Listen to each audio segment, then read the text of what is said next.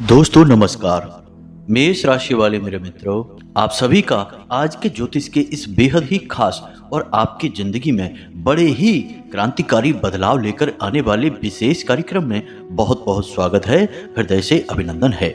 माता रानी आपकी हर एक मनोकामना पूरी करें और आपके जीवन से हर एक कष्ट और परेशानी को तुरंत समाप्त करें, ऐसी हम माई से कामना करते हैं। दोस्तों, होली के इस विशेष पावन पर्व पर हो जाइए तैयार, क्योंकि अयोध्या से श्री राम लला का आपके लिए एक विशेष संदेश आया है। जी हाँ दोस्तों, एक विशेष दैवीय कृपा, एक विशेष ग्रह योग, एक अनोखी घटना इस होली पर आपके लिए है बहुत कुछ बहुत खास। साथ ही साथ आपके जीवन में श्री राम लला का एक बहुत बड़ा आदेश भी है। जी हाँ दोस्तों, इस होली आपके जीवन में कुछ बहुत ही खास होने वाला है और हम आपको गारंटी देते हैं कि यदि आप इस वीडियो को पूरा देख लेंगे तो होली के बाद आपका जीवन पहले के जैसा नहीं रहेगा और जो लाभ और खुशियां आपको प्राप्त होंगी वे जीवन भर आपके साथ रहेंगी। दुनिया की कोई ताकत उन्हें आपसे छीन नहीं सकता है, क्योंकि दोस्तों हम आपको बता दें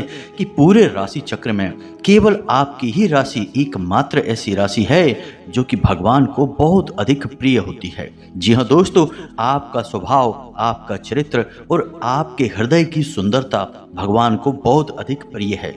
आप बहुत ही सच्चे और बहुत ही अच्छे इंसान हैं। इसका प्रमाण यह है कि हमेशा आपने जो भी कार्य किया है पूरे मन से किया है, खास तौर से दूसरों की मदद, ईश्वर की पूजा या फिर अपने किसी भी रिश्ते नाते को निभाना, हर कार्य में आपने सच्चाई और ईमानदारी दिखाई है। अब यह बात अलग है कि इस संसार में इस सच्चाई और अच्छाई की कोई कीमत नहीं होती है। इन्हें आपकी कमजोरियां समझ लिया जाता है और लोग इनका फायदा उठा लेते हैं, लेकिन इन सब बातों से आपके ऊपर कोई खास फर्क नहीं पड़ता है, क्योंकि आप एक ऐसे इंसान हैं जो लोगों से बहुत ज़्यादा उम्मीदें भी नहीं करते हैं।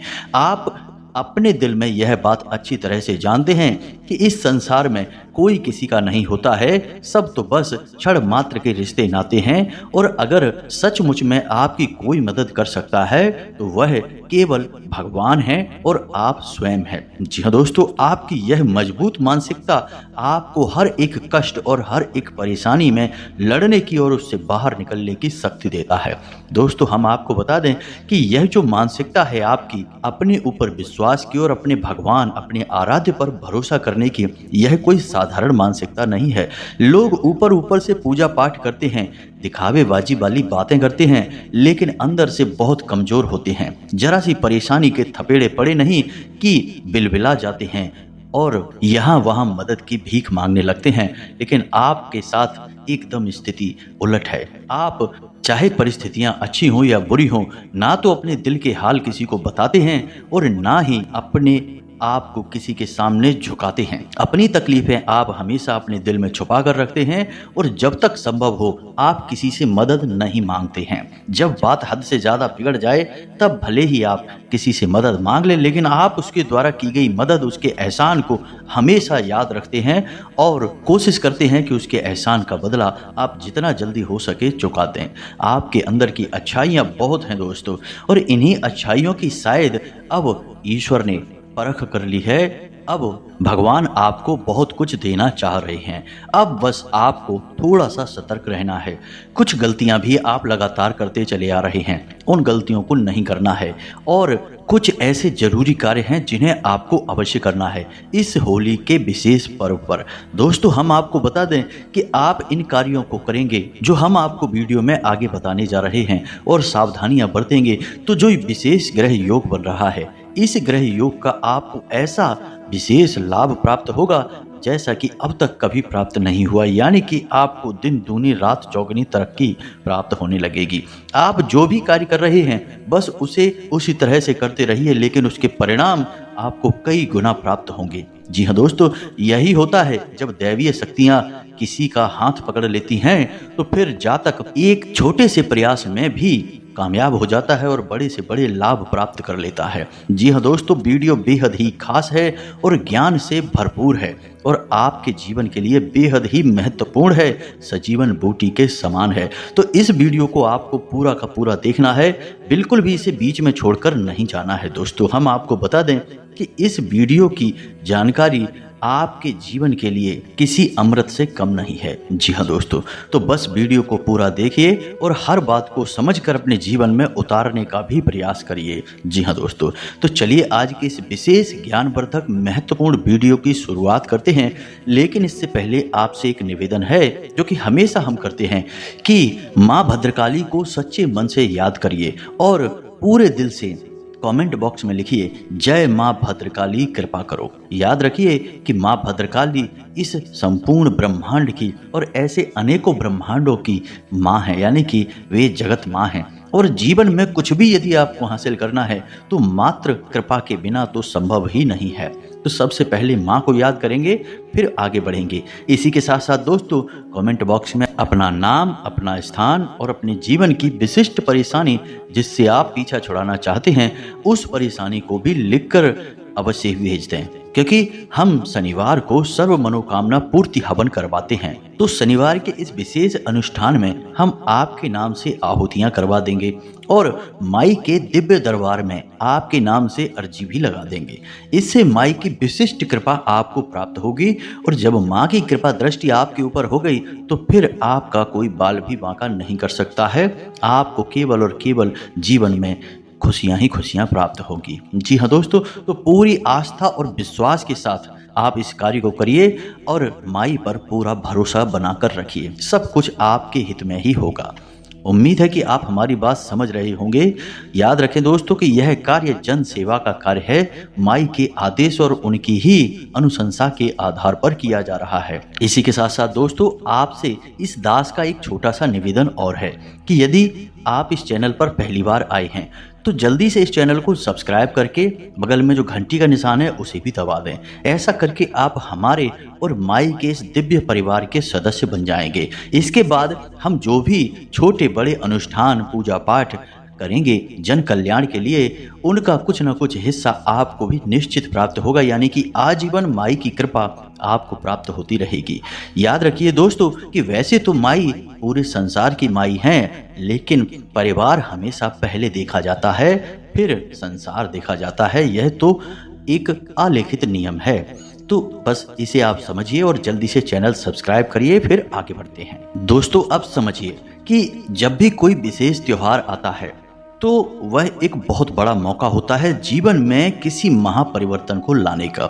जी हाँ दोस्तों, आपके मन में जो भी मनोकामना है, जो भी आपकी इच्छा है, जो भी आपके संकट हैं, सब के सब इस त्योहार पर पूर्ण किए जा सकते हैं। क्योंकि ये जो त्योहार हैं जिन्हें हम होली, दिवाली, दशहरा कहते हैं, ये त्योहार कोई साधारण त्योहार नहीं है। इन दिनों में ऐसी ऊर्जा की विशेष तरंगें उठती हैं, ये यूं कहें कि सकारात्मक ऊर्जा इतनी अधिक मात्रा में उत्सर्जित होती है कि जरा से पूजा पाठ से ही, जरा से भाव से ही जातक को जीवन भर का आनंद प्राप्त हो जाता है। जी हाँ दोस्तों, हमारे बड़े बुजुर्गों ने या यूं कहें कि प्राचीन काल के ऋषि मुनियों ने ये जो त्योहारों की परिकल्पना की है, यह इस विचार के साथ की है कि वर्ष में कुछ समय ऐसा अवश्य ही होता है जिसमें कि माँ प्रकृति हम इंसानों के और जीव जंतुओं के जीवन को आनंद से भरने के लिए ऊर्जा के विशेष प्रवाह को और क्षेत्र को बढ़ा देती है, जिससे कि मानव थोड़ी बहुत पूजा पाठ अनुष्ठान से बड़े बड़े लाभ प्राप्त कर सके। तो इन दिनों का बहुत अधिक महत्व होता है।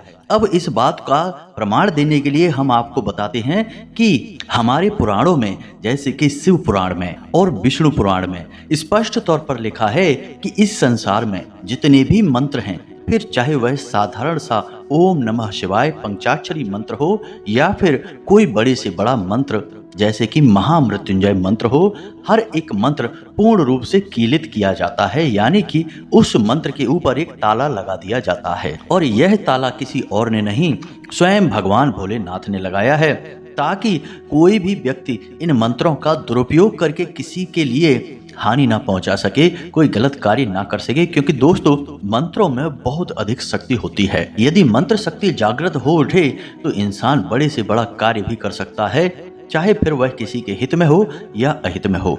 तो इसी शक्ति को देखते हुए भगवान भोलेनाथ ने सारे मंत्रों को कील दिया है।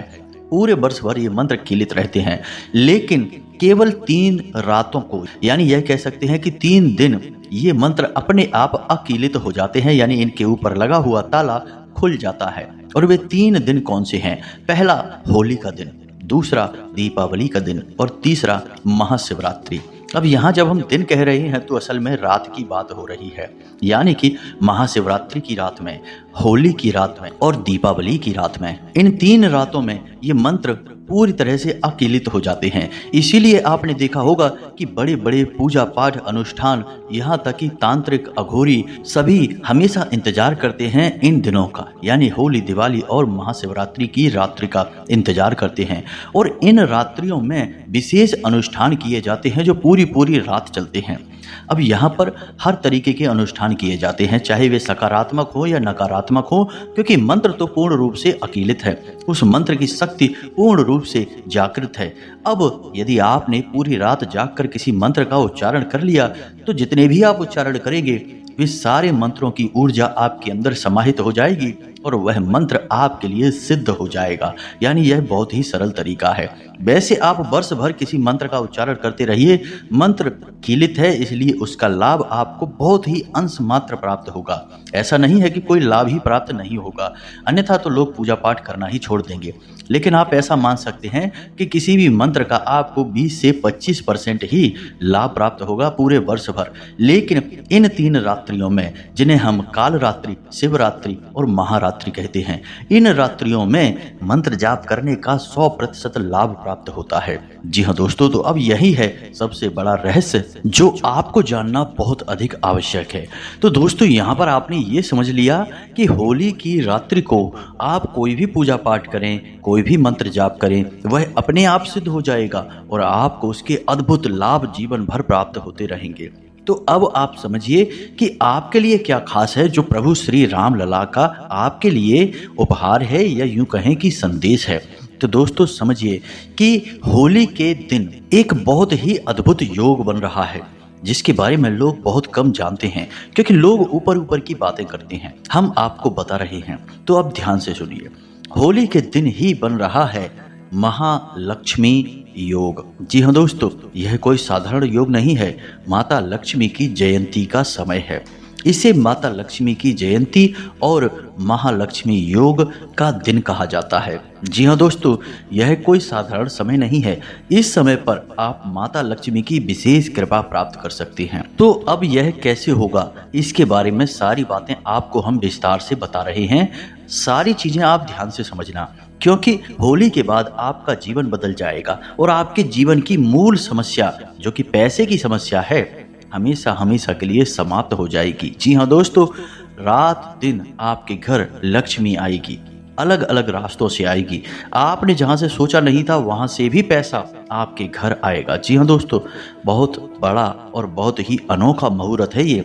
इसके बारे में पूर्ण ज्ञान आप हासिल करिए। तो अब समझिए कि आप कोई भी पूजा पाठ अनुष्ठान जो हम आपको बताएंगे वो करें, लेकिन उससे पहले आपको कुछ तैयारियां करनी होंगी और कुछ ऐसे कार्य हैं जो भूल कर भी नहीं करने होंगे। जी हाँ दोस्तों, तो ध्यान से समझिए, क्योंकि आप ऐसे ही सीधे तौर पर यदि कोई पूजा पाठ कर लेंगे लेकिन आपने अनजाने में कोई गलतियां कर रखी हैं, तो आप समझिए कि आपकी पूजा पाठ का आपको पूरा फल प्राप्त नहीं होगा, अनुष्ठान का पूर्ण लाभ प्राप्त नहीं होगा।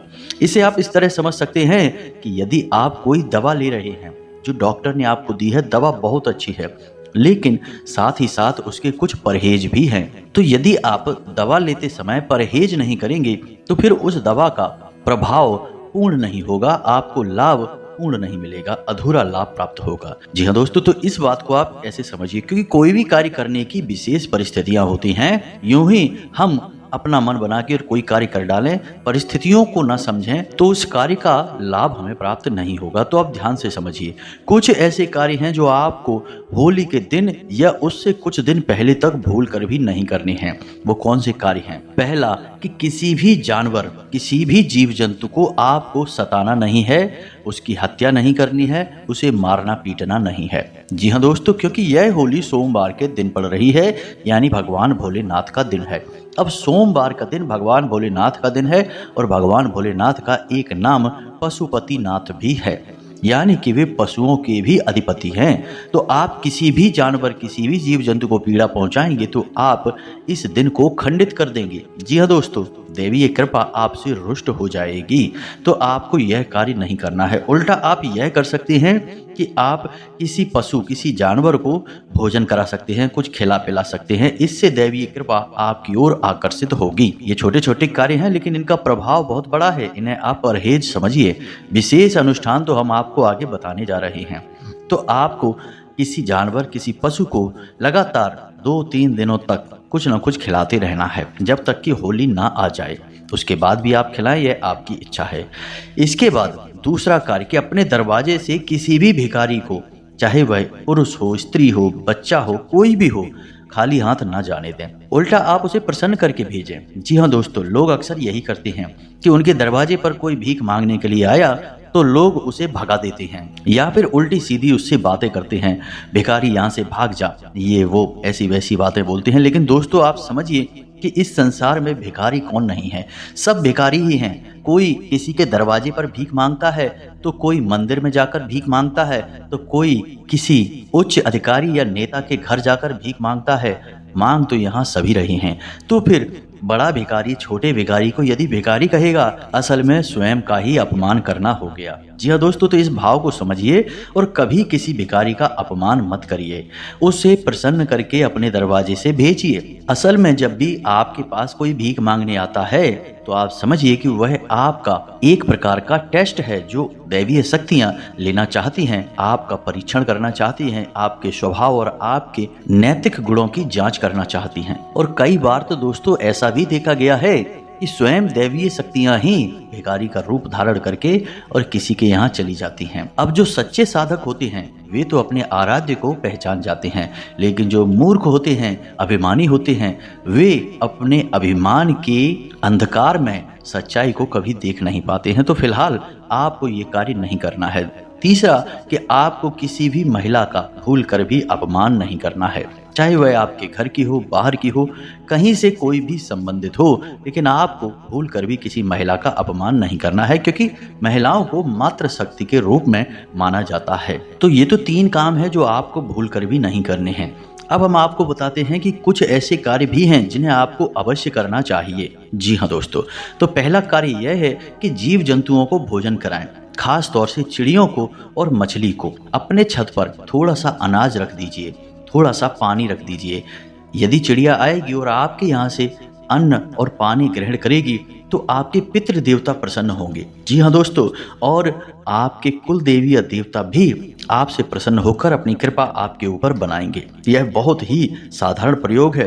पुराने जमाने में हर एक घर के या तो दरवाजे पर या पर छत पर पानी का एक बर्तन टांगा जाता था गर्मियों के दिनों में, और थोड़ा सा अन्न भी रखा जाता था ताकि कोई भूखा प्यासा पक्षी आए और उस पानी को पिए और थोड़ा सा अन्न खाए। ऐसा क्यों करते थे? ऐसा इसीलिए किया जाता था क्योंकि उन्हें दैवीय शक्तियों की कृपा चाहिए थी और उन्हें मिलती भी थी। पुराने ज़माने में चाहे भले ही धन की कमी होती हो, संसाधनों की कमी होती हो, लेकिन आपसे प्रेम बहुत होता था और मानसिक सुकून भी बहुत अधिक होता था। इतने अत्याचार और अनाचार और व्यभिचार नहीं होते थे जैसे कि आज के समय में हो रहे हैं। आज आप देख रहे हैं कि लोगों के पास बेशक धन दौलत अकूत है, दुनिया भर का पैसा है, फिर भी नींद नहीं आ रही है, रात को दवा खाकर सोना पड़ रहा है। ऐसी स्थितियां जीवन के लिए बेहद निराशाजनक हैं। तो आपको यह कार्य करना है। दूसरा कि आपको जीवन में जो भी कुछ चाहिए भगवान से, उसी चीज का आपको दान करना है। जी हाँ दोस्तों, जैसे कि आपको धन चाहिए तो आपको धन का दान करना है। अब धन के दान का मतलब ये नहीं है कि 5 रुपए या 10 रुपए आपने किसी को दान में दे दिए, वो कोई दान नहीं है।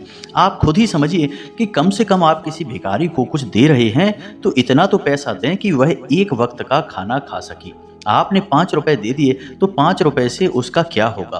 तो आप उसे 100 रुपए दीजिए, 50 रुपए दीजिए, जिससे वो एक समय का भोजन पाएगा और आपको दुनिया भर का आशीर्वाद और दुआ देगा। दोस्तों याद रखना कि हर एक इंसान और जीव जंतु में कहीं ना कहीं परमात्मा ही बोल रहा है और परमात्मा ही सोच रहा है, देख रहा है। जब आप उसे प्रसन्न करेंगे तो आप अपने आप प्रसन्न हो जाएंगे। याद रखिए कि संसार का एक बहुत ही बड़ा नियम है कि हमें जो भी कुछ चाहिए पहले हमें वो देना पड़ता है। तो बस आपको जो भी कुछ चाहिए, जैसे कि आपको धन चाहिए, मूल तौर पर लोग पैसे की ही मांग करते हैं, क्योंकि पैसा यदि जीवन में आ जाए तो काफ़ी कुछ अपने आप किया जा सकता है। जी हाँ दोस्तों, कलह कलेश परेशानी की मुख्य समस्या पैसा ही होता है, बाकी तो सब अपने आप शांत हो जाते हैं। तो यदि आप पैसा चाहते हैं तो आप जो भी ज़रूरतमंद भिखारी आपको दिखाई दे, आप उसे चुपचाप 100 रुपये 50 रुपये अपनी क्षमता के अनुसार दे दें। इतना दें कि उसे महसूस हो कि हाँ, आज उसके पास कुछ अच्छा आ गया है। फिर उसके मन से आपके लिए दुआ निकलेगी, बस आपका काम हो गया। यदि आपको कहीं कुछ ना दिखाई दे तो आप मंदिर चले जाएं। मंदिर के बाहर आपको ऐसी बहुत सी बूढ़ी औरतें और बूढ़े इंसान भिखारी बैठे दिखाई दे जाएंगे, आप उन्हें चुपचाप पैसे दे दीजिए। कुछ मत सोचिए। लोग बहुत बातें करते हैं, अपना पूरा दिमाग, अपनी पूरी अकल इसी बात में लगा लेते हैं कि यह भिखारी हमारे दिए हुए पैसों का क्या करेगा। कोई कहता है शराब पिएगा, कोई कहता है ये करेगा वो करेगा। अरे आपको क्या करना है वह उसकी करनी है। आप अपना कर्म करिए और आगे बढ़िए। भगवान और विधाता बनने की कोशिश मत करिए। सबका अपना कर्म है, सबके अपने आचरण हैं। तो आप खुद ही देखिए कि कोई बुजुर्ग महिला है, कोई बुजुर्ग इंसान है जो कि कुछ भी करने में सक्षम नहीं है, आप उसकी मदद करिए, उसे पैसे दे दीजिए, बस। फिर देखिए आप क्या होता है। पुराने जमाने में राजा महाराजा हमेशा अन्न और धन का दान किया करते थे, हमेशा दान किया करते थे और बहुत अधिक अधिक दान किया करते थे। ऐसा इसीलिए करते थे क्योंकि एक राजा की सबसे बड़ी जरूरत है धन, यानी पैसा और अन्न। क्योंकि राजा के पास बड़ी फौज होती है, बहुत सारे उसके कर्मचारी होते हैं, उन सबको भोजन कराना है जिसके लिए अन्न चाहिए, और इन सबको संचालन करना है, यानी कि इनकी तनख्वाह देनी है, इनकी ज़रूरतें पूरी करनी है, स्वयं की भी ज़रूरतें पूरी करनी है जिसके लिए धन चाहिए। तो जब राजा को ये दो चीज़ें स्वयं चाहिए तो इन्हीं दो चीज़ों का अक्सर राजा महाराजा दान देते थे, ताकि ईश्वर की नज़र में वे उत्तम हो जाएं और उन्हें वही चीज़ वापस मिलने लगे कई गुना बनकर। जी हाँ दोस्तों, यह नियम है। लेकिन लोग आजकल उल्टा करते हैं, पैसे को छुपा छुपा कर बचा बचा कर रखते हैं। कोई मांगने आ जाए तो बड़ी मुश्किल से 5-10 रुपए देते हैं, उसमें भी उसे 10 बातें सुना देंगे। उसके मन से आपके लिए गलत भावनाएं निकल गई और आपने उसे पैसा भी दे दिया। तो इस स्थिति में आपका पैसा भी गया और आपका कर्म भी खराब हो गया। तो ऐसा गलती भूल के भी ना करें दोस्तों। तीसरा सबसे जरूरी कार्य दोस्तों कि आपको अपने घर के मुख्य दरवाजे की साफ सफाई बराबर से करनी है और रोज शाम के समय अपने घर के मुख्य दरवाजे के ठीक बीचों बीच, जी हाँ दोस्तों, एक गाय के घी का दीपक जलाना है और उसका मुख यानी बाती का मुख बाहर की ओर कर देना है। रोज शाम के समय आपको यह करना है। इन कार्यों को लगातार आप होली के दिन तक करते रहिए। इससे आपकी कुल देवी देवता प्रसन्न हो जाएंगे और उनकी कृपा आपको बहुत जरूरी है। जी हाँ दोस्तों, तो ये तो हो गई आपकी तैयारी कि इन कार्यों को करके अब आप आध्यात्मिक तौर पर, आत्मिक तौर पर तैयार हो चुके हैं किसी बड़ी दैवी कृपा को प्राप्त करने के लिए। अब आपको माता लक्ष्मी से विशेष अनुष्ठान करके धन, माया, रुपए, पैसे प्राप्त करने हैं। जी हाँ दोस्तों, स्वयं माता लक्ष्मी को आकर्षित करना है। तो अब इसके लिए क्या करना है? होली की रात्रि, जी हाँ दोस्तों, याद रखना कि यह रात्रि कोई साधारण रात्रि नहीं है, इसका आपको पूरा लाभ ले लेना है। तो होली की इस रात्रि को आपको यानी 9 बजे के बाद आपको क्या करना है? नहा धोकर अपने पूजा घर में बैठना है, एक चौकी लगानी है, माता लक्ष्मी की फोटो उस आसन पर आपको स्थापित करनी है। आसन पर लाल कपड़ा बिछा दें। जी हाँ दोस्तों, लाल पुष्प माई को समर्पित करें, साथ ही साथ लाल रंग का कोई प्रसाद, और लाल रंग के आसन पर ही आप बैठें। अब यह तो आपकी तैयारी हो गई। अब आपको मन में विचार करना है दोस्तों, मेहनत तो आपको लगेगी, रात को आपको परिश्रम करना ही होगा, यह अनुष्ठान बड़ा है। तो आप मन में विचार करिए कि आप 11 माला या 21 माला जाप करेंगे। पूरी रात गुजर सकती है दोस्तों। मंत्र थोड़ा सा लंबा है लेकिन माँ लक्ष्मी का महामंत्र है। जी हाँ दोस्तों, इसे बीज मंत्र कहा जाता है और बीज मंत्र में किसी भी देवी या देवता की पूर्ण शक्ति समाहित होती है। जैसे पूरे वृक्ष की शक्ति और आकृति एक छोटे से बीज में समाहित होती है। तो इस मंत्र का आपको कम से कम 11 से 21 माला जाप करनी है। तो पहले आप मंत्र को देख लीजिए, मोबाइल की स्क्रीन पर आपको यह मंत्र दिखाई देगा। साथ ही साथ हम आपको बोलकर भी बता रहे हैं। मंत्र थोड़ा सा लंबा है तो इसे आप लिख लेना और इसे बार बार बोलकर अभ्यास करें। इससे मंत्र आपकी जबान पर चढ़ जाएगा। जी हाँ दोस्तों, तो मंत्र कुछ इस प्रकार है। ओम श्रीम ह्रीम श्रीम कमले कमलालये प्रसीद प्रसीद श्रीम ह्रीम श्रीम ओम महालक्ष्मी नमः। जी हाँ दोस्तों, मंत्र एक बार फिर से सुनिए ध्यान से। ओम श्रीम ह्रीम श्रीम कमले कमलालये प्रसीद प्रसीद श्रीम ह्रीम श्रीम ओम महालक्ष्मी नमः। जी हाँ दोस्तों, इस मंत्र का आपको जाप करना है 11 माला या 21 माला। 11 माला से कम नहीं कर सकते, यह प्रतिबंध है, क्योंकि कम से कम 11 माला के जाप से आपका मंत्र जागृत होगा, सिद्ध होगा, उससे पहले नहीं। वैसे तो यह मंत्र कम से कम 1.25 लाख जाप के बाद ही जागृत होता है, लेकिन होली की रात्रि पर यह मंत्र अकीलित है तो बहुत जल्दी सिद्ध हो जाएगा। तो अब एक बात यह हो गई कि आपको यह मंत्र कितना जाप करना है, आपको अपने मन में निर्णय लेना है। और इस जाप को कोई भी कर सकता है, स्त्री पुरुष कोई भी कर सकता है। बस इसकी मर्यादा को बनाए रखना है, इस बात का ख्याल रखना है। मर्यादाएं क्या हैं कि आपको हमने जो परहेज बताए हैं उन परहेजों को करना है बस। तो अब जब आपने निर्णय ले लिया कि आपको 11 माला जाप करनी है, तो अब इस निर्णय के साथ आपको संकल्प करना होगा। तो सबसे पहले माई को जल अर्पित करें, उसके बाद वस्त्र अर्पित करें, उसके बाद सुपारी, इलायची और लौंग का जोड़ा अर्पित करें। पान के ऊपर रखकर ये सारी चीज़ें अर्पित करें, प्रसाद अर्पित करें, दीपक जलाएं। सारी प्रक्रिया पूरी करने के बाद आप अपना जाप जब प्रारंभ करें, उससे पहले हाथ में एक लाल पुष्प और थोड़ा सा जल लेकर माई से संकल्प करें, यानी कि अपना नाम, अपना गोत्र, अपना स्थान, अपनी मनोकामना और अपने मंत्र जाप की संख्या, यानी कि 11 माला। इतना करने के बाद आप माई के सामने वह पुष्प और जल जमीन पर छोड़ देंगे। यह आपका संकल्प हो गया। दोस्तों याद रखना कि कोई भी अनुष्ठान बिना संकल्प पूर्ण नहीं हो सकता है, तो संकल्प बहुत अधिक आवश्यक है।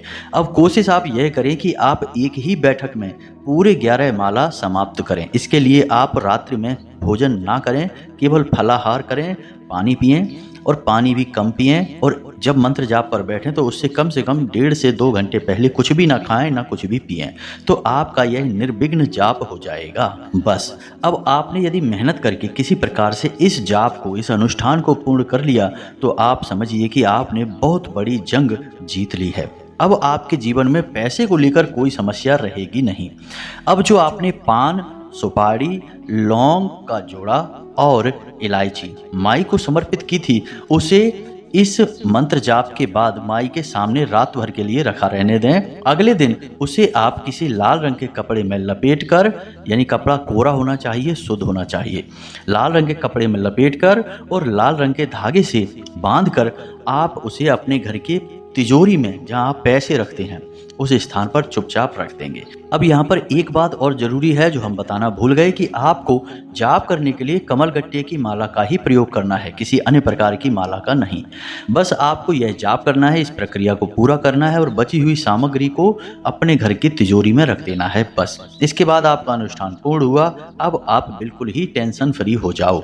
आपके पास लक्ष्मी तरह तरह से आएगी, यानी कि हर जगह से अपना आने का रास्ता ढूंढेगी। और एक बार पैसा आपके पास आ गया तो अनावश्यक कार्यों में कभी खर्च नहीं होगा, यानी कि पैसा जीवन भर आपके घर में चिपक कर रहेगा। उम्मीद है कि जो जानकारी हमने आपको दी है वह आपको अच्छी तरह से समझ में आ गई है। यदि कोई प्रश्न बनता है आपके मन में तो आप टेंशन न लें, कमेंट करके पूछें, हम आपके प्रश्नों के जवाब देने की पूरी कोशिश करेंगे।